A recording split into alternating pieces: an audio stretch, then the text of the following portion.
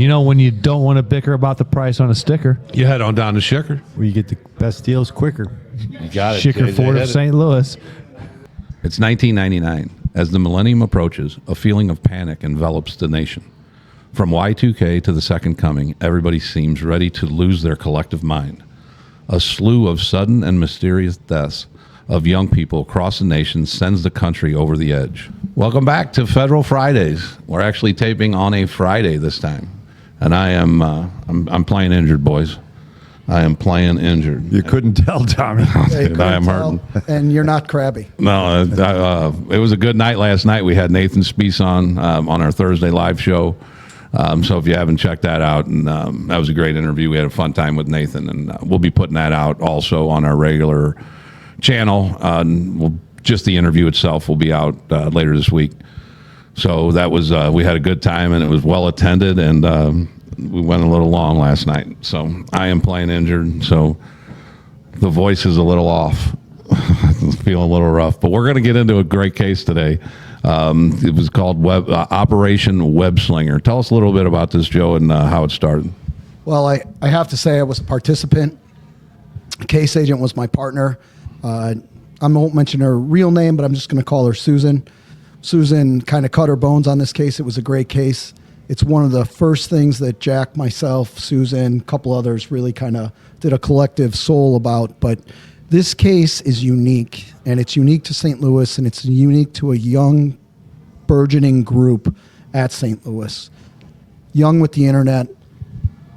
We're going to talk about a family that's engaged in drug trafficking, a family that wants to become rich. It's a mother-son operation, correct? It is a mother-son operation. They live down in Festus, Missouri, which is about 40 miles south of here. Right. I remember the surveillance were ball busters because it was like because of the drive. Get there. Then you had to drive your ass back to St. Charles. You got it. Yeah. You got it. Hey, and then, Jackie, this was your first year here, wasn't it? Yeah, I just got here. Got this thing rolling. And yeah, it gets pretty hairy at the end. It gets a little political because of the, like Joe said, there's a lot of first involved in this. There's an internet wire, and there was a lot of unknowns as the case started. So a lot of people were figuring stuff out that they didn't know before. So, yeah.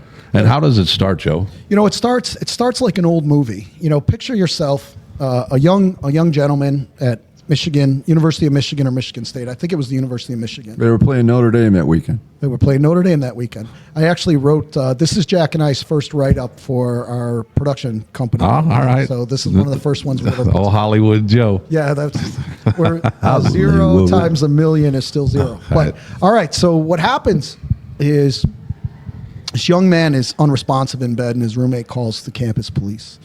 Campus police come. He's DOA. He's dead. He's deceased. As the ambulance comes, they take him off the bed, and out rolls this little vial, and it falls off the bed, hits the ground. Campus police pick it up, and it says Miracle Cleaning Supply. That's it. So he dies. Miracle Cleaning Supply. Local police in Michigan call up a Festus detective, a great guy that Jack and I know. We will not say his name either because he's working still in the industry. Great guy, gets this call. The detective from Michigan says, listen, what is this Miracle Cleaning Supply?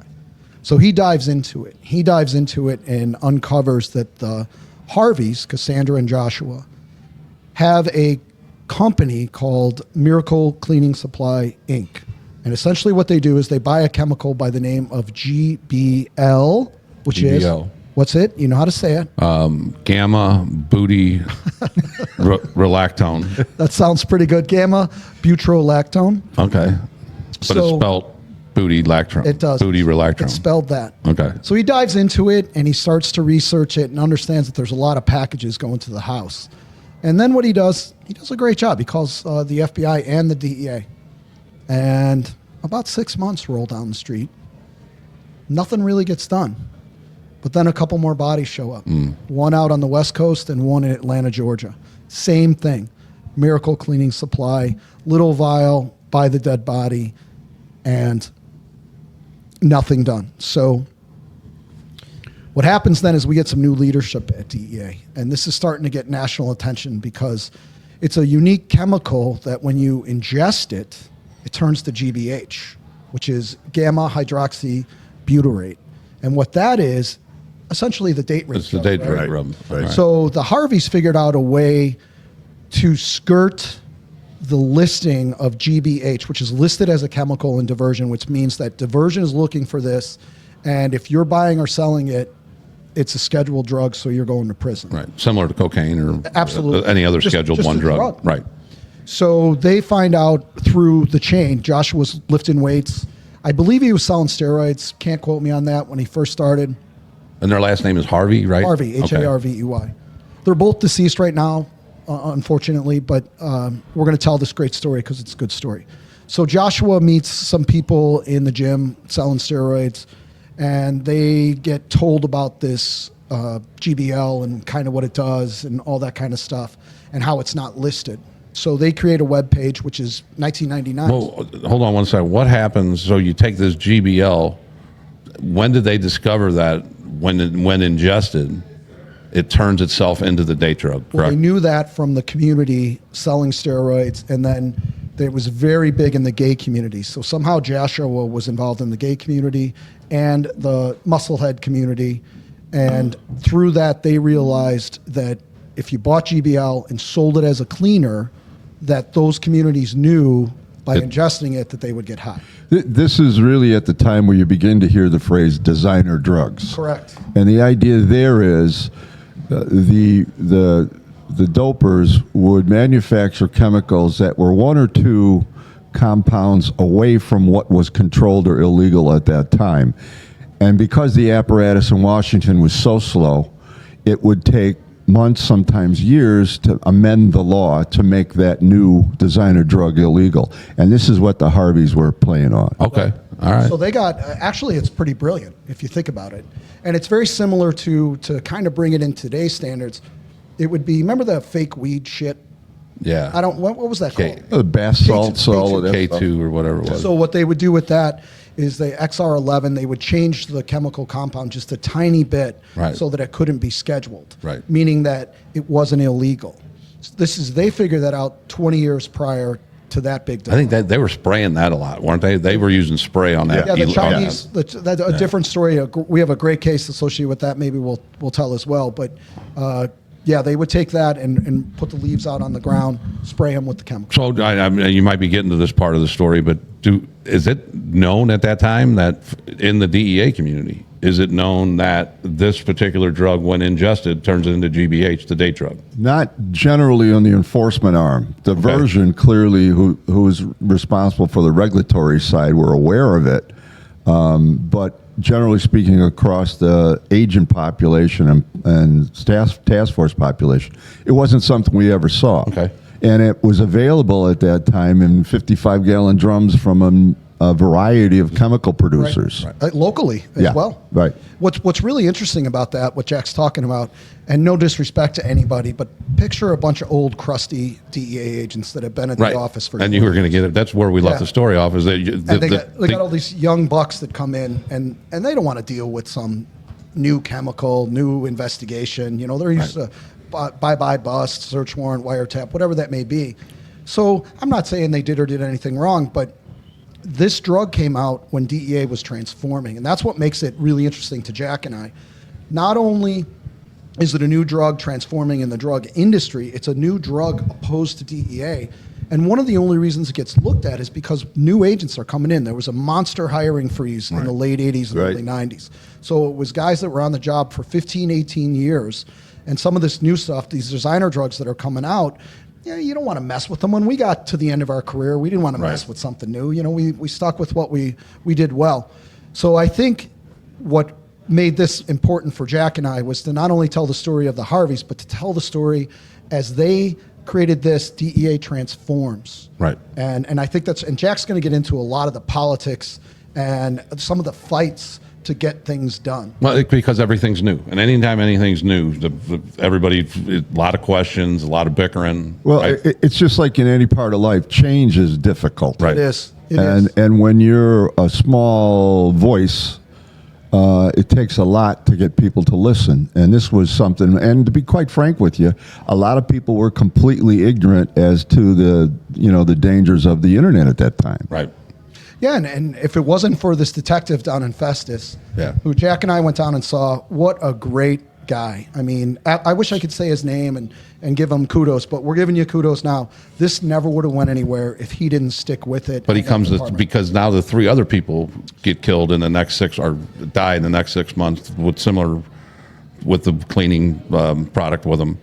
And then, but there was 6 months, and like you said, and then you guys get involved after that 6 months. We do. You're like, okay, now there's 5 people dead. It does, and then through Jack's contacts at SOD, and I'll let him talk more about that, but through the contacts, they start to do what law enforcement change, the biggest change in law enforcement was from the hiring freeze to the new hiring, where some of us, and I was part of the new hiring, we're savvy, we're computer savvy, we're telephone I think savvy, that's we're important. internet savvy, even though it's just starting out.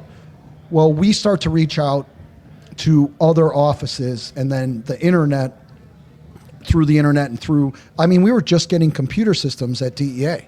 So with the new bunch of agents, young agents, Jack brings to St. Louis his experience at SOD, gets involved here, and then what does SOD do for this, Jack? Well, first of all, it's a completely different viewpoint on how to conduct investigations. So they recognize initially that we're dealing with some pretty crafty criminals that understand the internet, that were selling through the internet, and there really weren't any federal regulations to stop them doing it. Right. I think the real interesting thing is each one of these vials that were discovered early on and later on in the major case, on it, they said not for human consumption. They do. So they even knew how to skirt that should it be seized as at a crime scene. And that becomes an issue for Joe and I down the road when we got to convince some prosecutors and DEA management that we need to do this. Right. Yeah, I think the beauty of their webpage, and back then, remember, we're talking about 7 bips per 3 minutes. Burp, burp, burp. It wasn't fast, but their webpage had 6 or 7 things on it. It'll clean your floor. It'll clean your toilet. Did it? I never used it. I never used thought it. I'd throw it in there. It was labeled as that, not for human consumption. If you want ideas of how to mix it, call us. I mean, it was pretty savvy. But he brought Right. something up that's important, and I didn't look it up, and I wish I would have. This is the beginning of PayPal. Yes. They're using PayPal for payments, right? So right off the bat, they're breaking federal law. Right off the bat, the internet, which is something new, right? Right. And they're using the banking system, but it's international because it's over wire and interstate commerce, the whole 9 yards. So all that is fantastic. So we had to figure out what all that meant and how to look into that, and that brought us up to some of the U.S. attorneys and some of the fights. So Where's the warehouse? Where's this cleaning? Where's it all? Where's the headquarters? It's their The house. residence. The house? Yeah, it was her house, Cassandra's house. Cassandra's Yeah. house. And they're shipping it from the house? Yes. Yeah, they would ship it all over the world. Where did they get it from? They got it from local distributors. The distributors in the articles got really pissy, so I'm not going to mention their names. But there was a local distributor, and then that distributor was like, "Hey, this doesn't make any sense." That distributor had enough sense to say no. They went to another distributor. That distributor said, "Oh, it's within the parameters. We're going to be okay." It's all in an article written by the Riverfront Times. If you So, wanna read who those people are.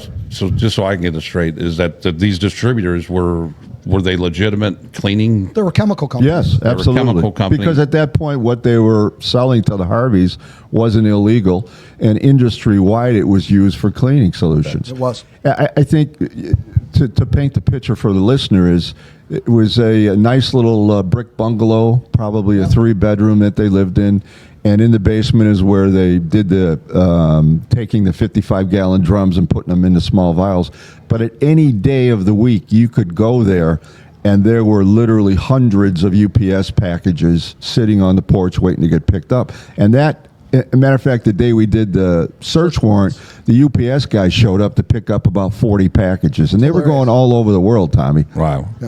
Yeah, we know for sure the UK and Canada, and then some of the other ancillary things. The Caribbean, they were going to the Caribbean. and then too. 41 states. Wow. Yeah, it's pretty big. Their number one goal was money. They were driven by, let's get rich. How do we get rich? This is how we're going to do it. Did they make a lot of money? They did. They did. And so when you guys start doing surveillance down in Festus, are you just sitting on the house and just watching this stuff go? Or Absolutely. Sitting on the house watching UPS just come, just Yeah, and the Festus police department, I bet you they pulled the trash every day for 3 months. Every day. All the old labels, the packaging that was bad, anything from UPS, anything that you'd be thrown in the trash. And then that was all given to DEA and Susan and her crew, and they put all that together and started to build the conspiracy case to come up with how many dosage units, right? They don't even know how to prosecute this. Right. In the Eastern District at the time of it. So Carrot, Susan and the crew put together a list of how many dosage units so that they could get a prosecution typed together and then converted it to GHB, and then that's kind of what it eventually did. But it was over 10 million. now. Are any more people dying at this point? Yeah, as they the are. investigation is going? Yeah. Yeah, and what's happening is there's pictures where they go to a house and they ingest the miracle cleaning supply. They'll ingest that.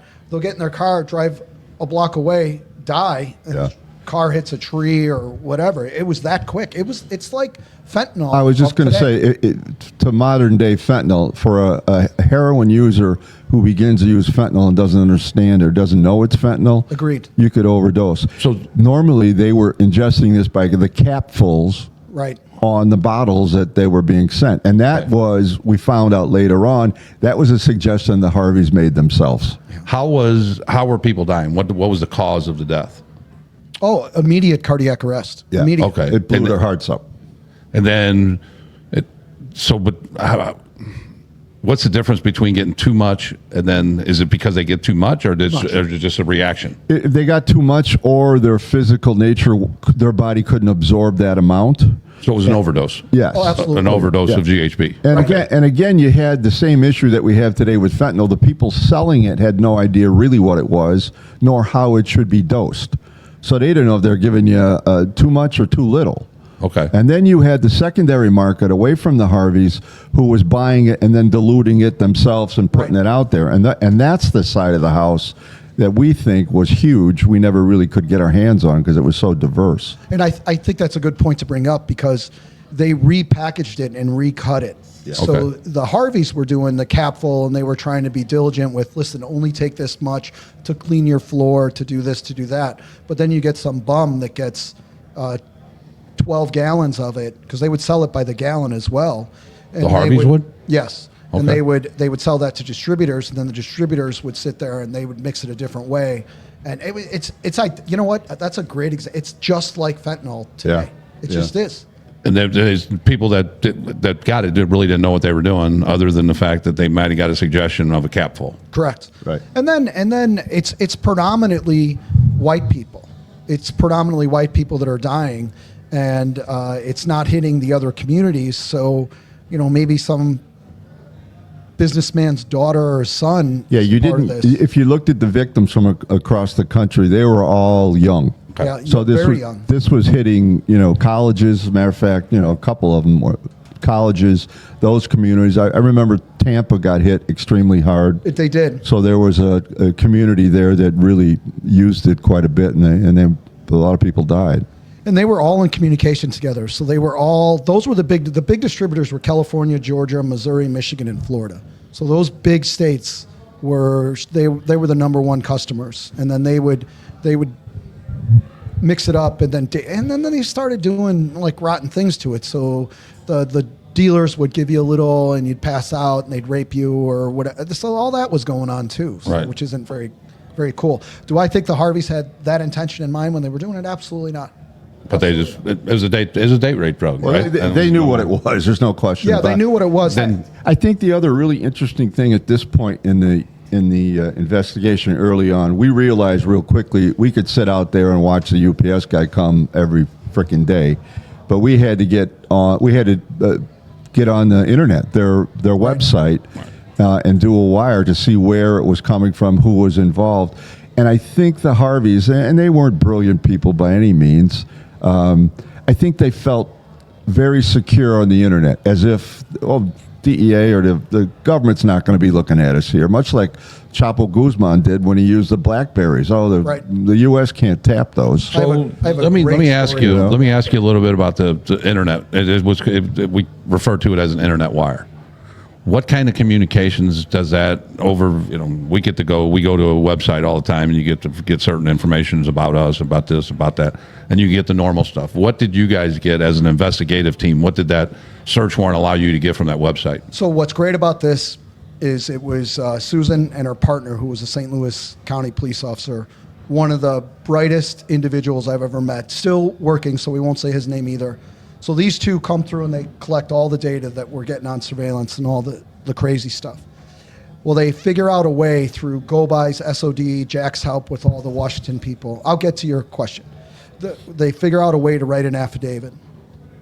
When they're writing the affidavit, it's so new that it's lock and step with the U.S. Attorney's Office here, who was obviously fantastic. And I remember there's a data center. They had to write the affidavit to the data center right by the court building. It's just an obscure brick building, and they had to serve the subpoena or the wiretap affidavit on that data center, like it was Yahoo or something. So what they would get is they would get electronic data. They wouldn't get like the code for code word. They had to go back and research it and then put the stuff together so that they could get some of the email address. But they would know initially that you spoke to that person and that person spoke to that person. And then they also did a wiretap on the phone. So the internet evolved. The internet T3 evolved from the beginning of the case till the end of the case, which is really interesting. As technology evolved and as the communications between the two case agents and the process center or the servers here, they figured out a way to get some more data so that they could who's ordering drugs and how the payments are being made. Yeah, they eventually figured out the payments, which was fantastic. So they could go back and figure out the dosage units through the payments, and then they figured out who and how many times, and then towards the end they were actually getting like how many dosage units and all that kind of stuff. Okay. And then we began looking just primarily from trash pulls. Yeah.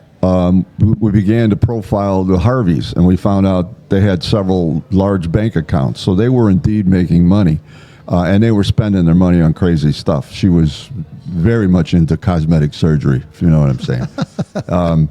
But they were spending quite a bit. So they were exposed there because clearly they had no source for that income. I think the important thing is when Joe talks about serving the data center, at that time, and if I'm right, I think there were 4 or 5 major switches across the country that handled all the internet.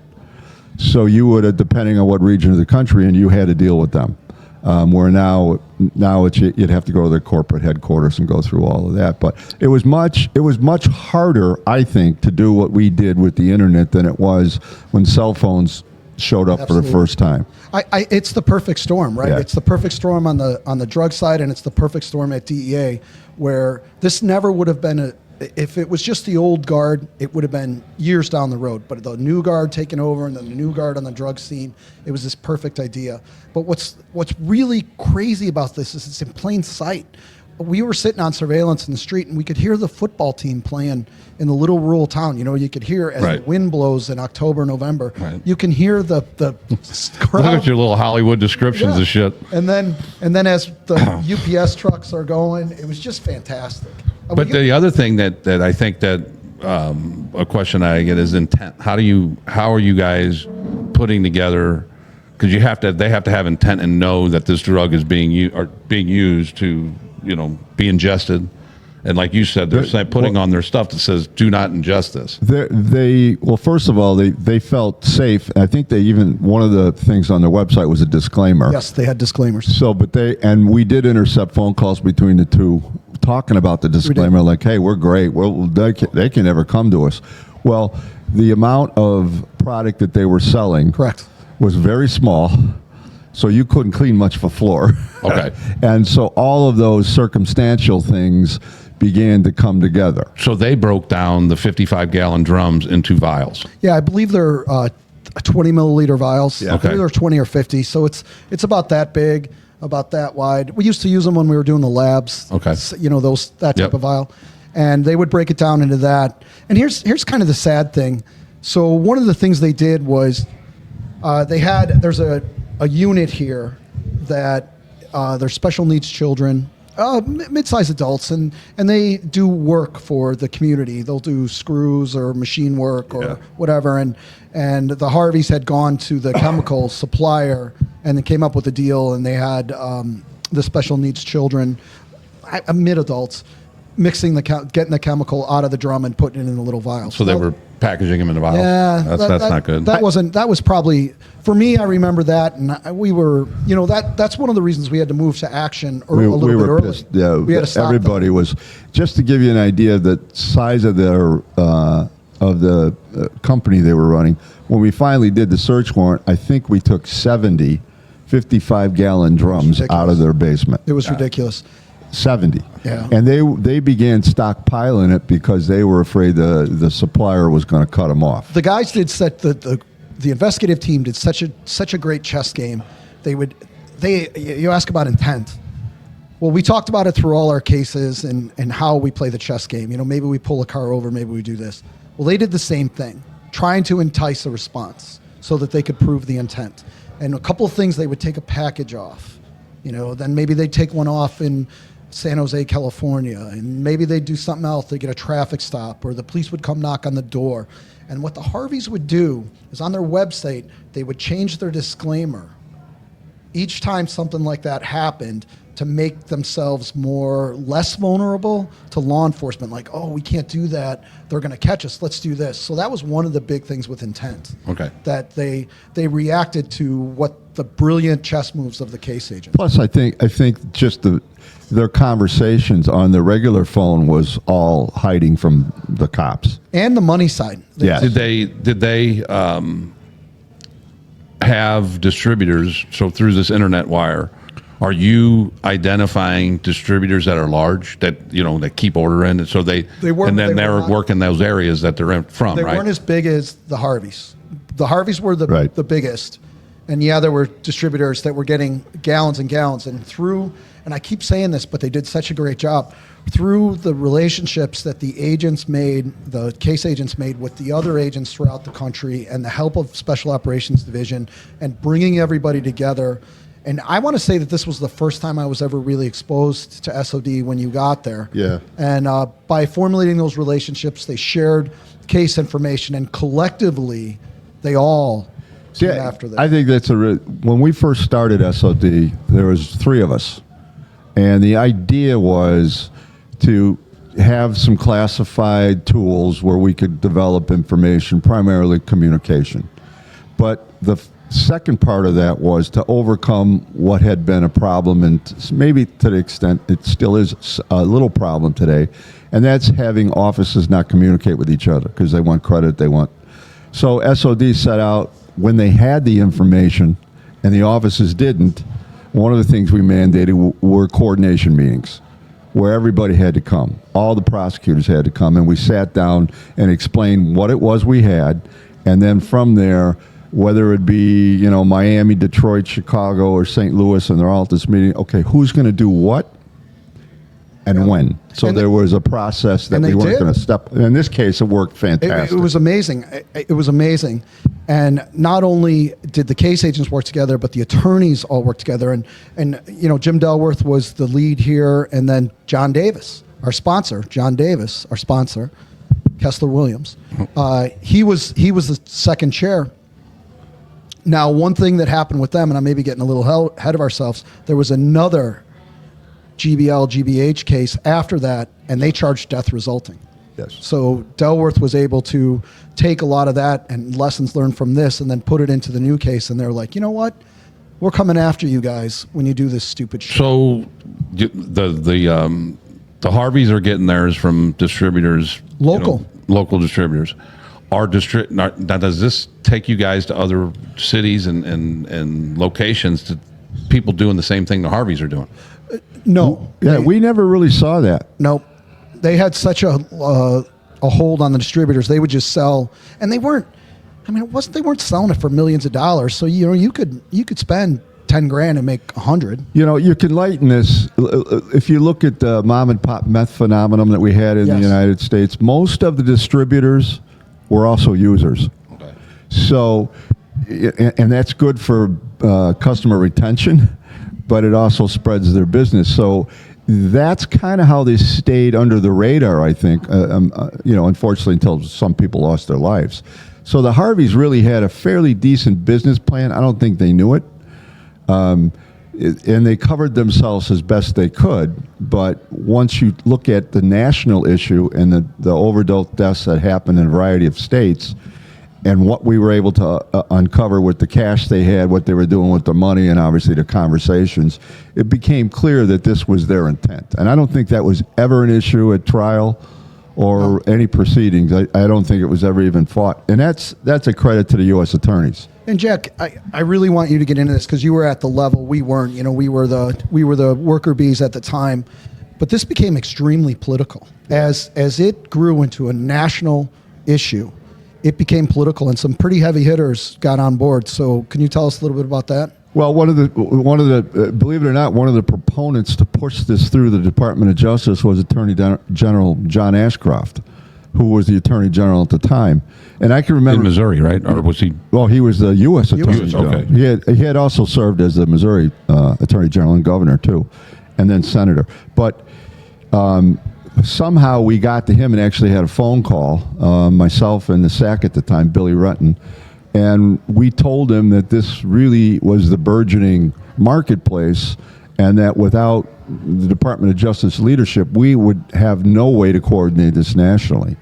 And they did it. But there were a lot of old school DEA people didn't want anything to do with this. Right. And at that time, some of them were in high positions in Washington.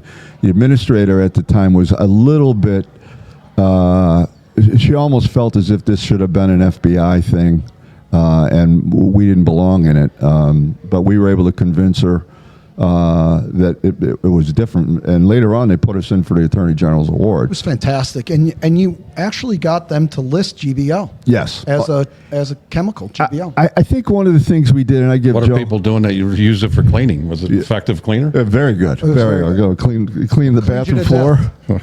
But one of the things I think that we did too, and it's because we were passionate about it, especially when the kids were filling the drums up or the vials up for them. One of the things we wanted to do was to make sure that whatever we did set the right precedents For the next one. for the next one, because what we didn't want to do is do it secretly and not explain how we did it, because the only people who are helping there are the bad guys, because then another office, another agency's got to go through the same growing pains that we did. And we really, and Joe was great at this, we got to make sure we document this and they understand, the attorneys understand. And I know that shortly after that, the attorneys that were involved in St. Louis actually came to a meeting and explained how they did it to other U.S. attorneys, which is big, because that normally doesn't happen either. And then, but you, we were talking before the show, but this case takes you out to Houston. And a search warrant in Houston. And tell us about that search warrant in Houston that you did. Prior to that, let's just get to what happens. They decide, the chess game, they decide to do a nationwide takedown. I mean, I think I was like a GS. I don't think I was a 13, Jack. I was probably a 11. And here we are in this big, huge, the administrator flew into town and kind of combined a mission and was meeting the two big case agents, the county guy and my old partner. And it gets national attention, and they do this huge takedown all over the country. Well, it takes us to Dallas. So we do a search warrant in Dallas. John Davis is there, and they kick the door in, and it's one of the gentlemen from the gay community, which is important. It's important to say that because I believe, and I've looked him up and I tried to find him. I believe he was a cross-dresser. He's deceased now.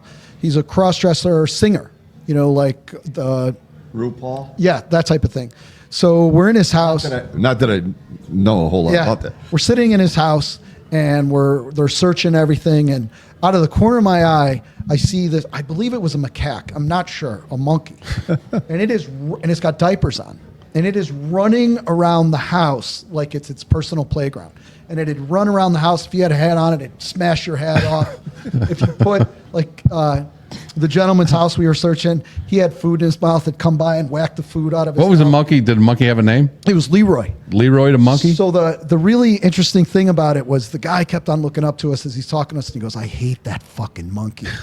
And monkey's running around. He'd go to drawers. Smacking him in the head. Whatever the agents were doing in the house, the monkey would mimic it. So if the agents are opening up the drawers and moving the clothes around, the monkey would go to another drawer, open it up, and throw the clothes out. It was surreal. It was So the monkey helped on the search warrant? the monkey helped on the search warrant. Davis was laughing. Well, the interesting story to that, because of that, it gets reported to animal shelters, and they take the monkey away, and they charge the gentleman for. He was not abusive to the monkey. It was not in any danger, but you're not supposed to have an exotic monkey in your house in Dallas. So, and then the court gave the gentleman rights to go visit the monkey, almost like a custody. Visitation rights? The monkey would get depressed. But Because it would- his man wasn't around? I've never seen anything like that in my life. To this day, what a wonderful time that was. I think it's a great idea to have a monkey that can screw with the police when they come in on a search warrant and just start knocking people's hats off. And I don't think we ever saw a monkey, did we, Tom? I got ever that see a alligator monkey? story, or a crocodile, or whatever that thing was, in a bathtub up by Walnut Park. Oh my God, I remember that. That was Murphy and one of Murphy and Llewellyn's cases. Had to call him. What do you want me to do with this alligator? Because I'm about to get out of here. I ain't waiting for nobody.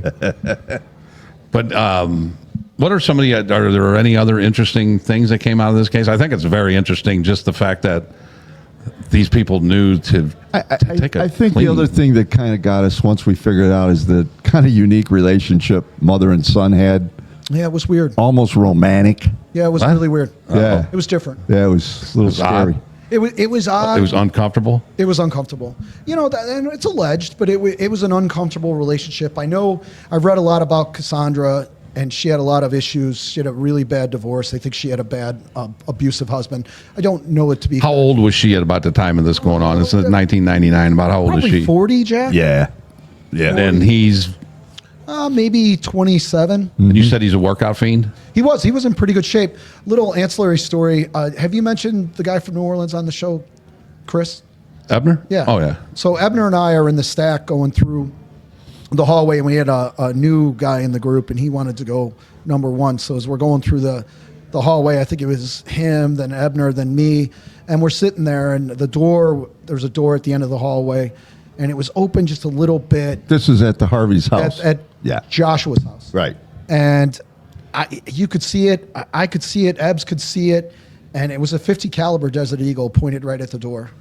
And I remember, well, I guess this is it, you know, and the guns are going up and Ebb goes. So I'm like, I got to go, right? So the number one guy, we kind of push out of the way, and Ebb goes, I go, kick the door hits him and the gun drops. You know, thank heaven. Wow. 'Cause Yeah, nope. that's But I remember that. It's a good break.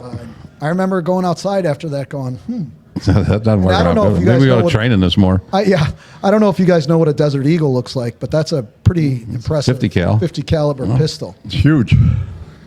But what we know what we're going to do next week yet? I'm working on something I wanted to run by you guys. And then we got I think we're working on our favorite defense attorney, Scott Rosenblum. We might have to.